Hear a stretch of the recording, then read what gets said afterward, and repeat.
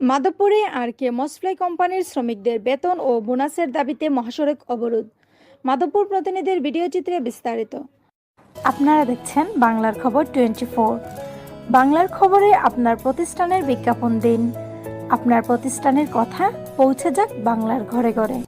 হবিগঞ্জের মাধবপুর উপজেলার মুক্তিযোদ্ধা চত্বরে সোমবার সকালে মসফ্লাই কোম্পানির শতাধিক শ্রমিক বেতন ও কুরবানির ঈদ বোনাসের দাবিতে ঢাকা সিলেট মহাসড়ক অবরোধ করেন।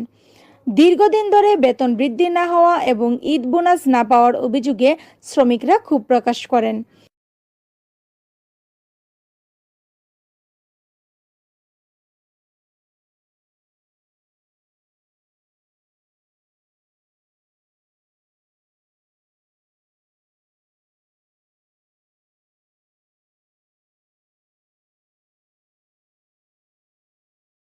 একজন শ্রমিক বলেন, আমরা Likey